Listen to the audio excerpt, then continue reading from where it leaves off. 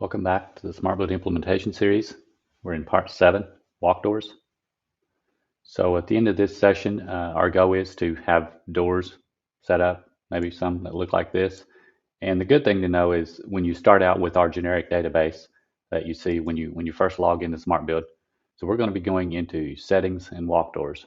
But when you first log in here, you're going to have several doors, example doors in here, kind of what we see in the industry a lot of, like popular sizes and styles. And looking at these doors, if you have just a few doors that you're wanting to input, this process can be very easy. You can find a door that maybe your stock door, find one that's similar here, and maybe your term isn't an ag door, maybe just call it a flat white door or something like that, flat panel door. Yeah, all different kinds of terms people use for doors. But looking at any of these, you're welcome to just take a door and rename it. So just like the other steps in our series, you can take any one of these and make it your own. So when you choose one of these doors, like this 36-inch ag panel, looking at the width, maybe, and this is where you would want to put in your rough opening, because this width and height is what that door gets framed in the Smartbuild model. So this is very critical to have, know your rough openings before you put these in. So starting out with the skew, you can obviously change that, change your description, adjust the width. And these styles are what we call different classes, where when you're in a job and you choose your door, I'll show you kind of what that looks like. So when you're adding a new door and you choose the walk door option, it breaks it down into these classes. So you have solid, panel, commercial, patio. And again, these just a way for you to organize them and kind of know which door goes where. So when you're trying to find a door really quickly, instead of looking at a large list, you can have them broken into different groups. So that's what that setting there does, the style. So you assign your doors there. The supplier ID, this is something where if you buy that product from a certain supplier, you could put their ID in here. Then when you do an output, it would automatically only show items going from to that supplier. So, or the items that you're ordering from that supplier. So it's really nice if you do set that up. It's kind of a final step of your database. So maybe not something that you're doing right initially, but something you maybe come back to and when you figure out where you're buying all your doors from or windows or whatever that product is. Selling unit is each, quantity is one. Cost and price, here you can set your price, and then if you know the weight of the door, you can put that in. And it is normally a taxable item. So if you're using sales tax in Smartbuild, this will be taxable. And the lock markup, this just makes so that if you mark up a job, so you're in a job and you adjust the markup. So in the job review tab, you can double click here on the grand total and you can adjust the markup. So if you adjust this, and this product is locked, it would not adjust in that job or in any job. So this is something just knowing how that works. And then a vendor SKU. So this here could be anything, and you don't have to really use this field for doors because you're welcome to just change the SKU up here. So that's looking at editing one of the doors that are here. If I wanted to add a new door, very similar, I could click the plus sign, put in my SKU, put in the description, the width, height, and just fill this in and then move on. But when you look at the doors that are in here, usually you can find one that's similar and change it and make it your own. But you're always welcome to download this list, look at it in a CSV file, and you can look at the way that doors are input, and you could create a CSV file and automatically upload all your doors. So if you have them in a CSV file, you could kind of look at our columns, and you do have to have this heading, and then you could start here and just delete all the doors here and create your own, and then fill these in accordingly. So you are welcome to create a CSV file and save that file, and then you can come back in here and upload it. When you choose a file, you can upload it and then save all, and it'll save your new doors. So that's how you can really quickly upload a bunch of doors, or if you just prefer working in Excel to create your door database. So the other thing to really know of okay, how do you get a door to look like the one I was showing here in the 3D model? And is it just a picture? And some people get confused and think that they can just simply upload a picture of their door and then it will represent in the Smartbuild model this way.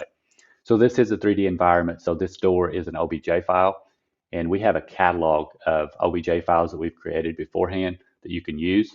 And that's where it's really nice if you can use one of these, because they already have an OBJ file assigned in the back end. So you don't have to go through that step of okay, I need a 3D model of a 9 light door. And it is something that I'm going to show you here next how you can do that.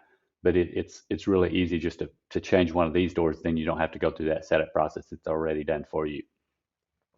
So going into that and talking about that a little bit. So if you go to settings, you have a door and window tab here.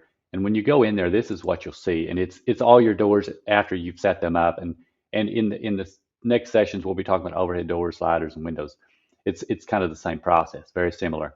But when you look at any one of these doors, and maybe it's a new one that you just added, and when we look at this door, double click on it, and it opens it up in this configurator of it's kind of like a 3D environment. You could rotate it around. You could see this door on all sides, and you could see it's a lot more than just an image. So it is an OBJ file, and it's been scaled to fit to this 3 foot opening. And again, if I would adjust the opening size, like maybe it's a 4 foot door, you could see that the 3D model is no longer fitting. So I would have to refit it and use this fit, and it stretches that 3D model to fit in that hole. So if you come in here and you have a completely new door that you added, so say you added this AG 36L 9L door, and when you come in here and it's a 3 foot door, 6'8" high, and you're like, okay, so where do I start? It's just an empty hole here. So you could select the 3D model, and this opens up our catalog of doors. And you could search for maybe a 9 light. Just search, and these are all 9 light doors. So there's several options in here.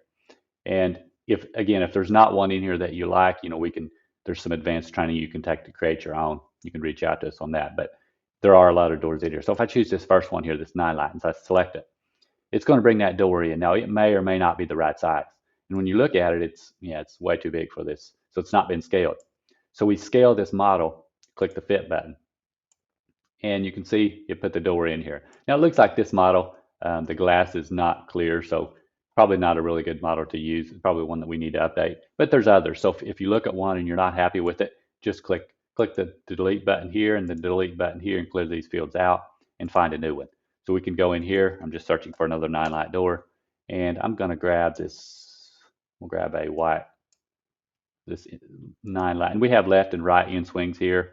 I'll select one of these, see what it looks like. So again, it's too big when it comes in here. I can click fit, and it puts the door in here, and you can see I have a nice door with the lever on the right side. So again, that's a really quick rundown of how do you implement the 3D models. These other settings here in the bottom, we didn't really get into those. And if the 3D model was built correctly, these are not necessary.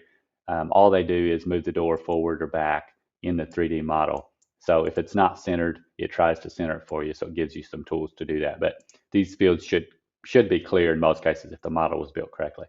But you can still adjust them here. So that's a really quick rundown of getting into the advanced settings. But if you use our generic database, you never even have to go through that process. You don't even have to know how to set up your own 3D models. And then you just kind of plug and play and use these doors that we give you. And obviously, if you're going to have a custom door here or there that you want to create for your database, maybe a wood grain or some kind of door like that. And again, you can reach out to us. We can help you on that if you want to do an advanced door model. But each door, to get a visual like this in your model, it has to, for each color that it's represented in, it has to have a part number, and it has to be set up individually. So I have to have a white one, a black one, and any color that I want. So that's one thing to know. Currently, you can't just change the color of this door because it's tied to a certain part number.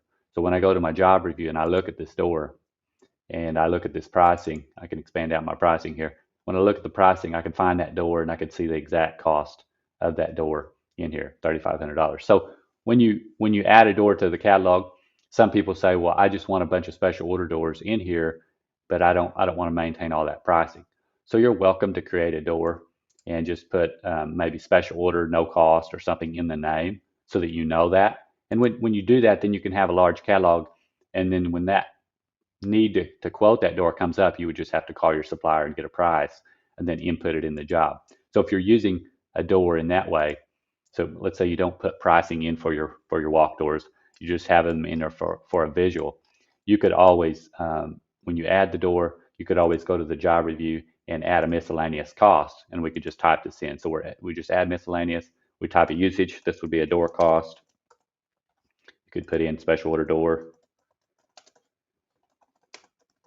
and put in a price and a cost and fill that in, and just put in a price on the fly. So it may just be one door at $400, and you put in your cost. So that's how you could just add your door cost on the per job. But it is really nice if you set up a database of several doors, and then it really helps you in your sales and your day-to-day processes where you can give the customer multiple options and maybe even sell a premium door if you take the time and set it up in here and show them what it's going to look like.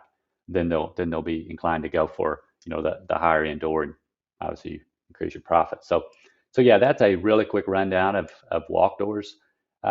Finishing up, we talk about walk door hardware a little bit. So that's the next tab here. And again, these are all items. They're basically hardware items. So in one of the next sessions, we'll have a hardware. We'll go through setting up hardware, but anything that you want separated out kind of in its own class where you can find it easier, it could be a walk door hardware item. And again, these are set up very similar where you just put in a SKU, your description. If you have a supplier ID, you can fill that in, selling unit each. Just fill this in and then it will show up in this area. So that is, it's very, very straightforward of setting up hardware items. And again, you're welcome to use these, delete the ones you don't want, and make them your own part number, adjusting the cost. And then you don't have to upload or download. But if you do download this file, it's much simpler. It doesn't have as many columns, but you can still look at ours for a reference. So when you look at the hardware, you can see there's not dimensions. Hardwares don't have dimensions, and they don't have a color field either. So it's pretty standard document here. But you're welcome to edit this, save the file, and re-upload it and delete out what you don't want. So you can use that process in pretty much all of our tabs.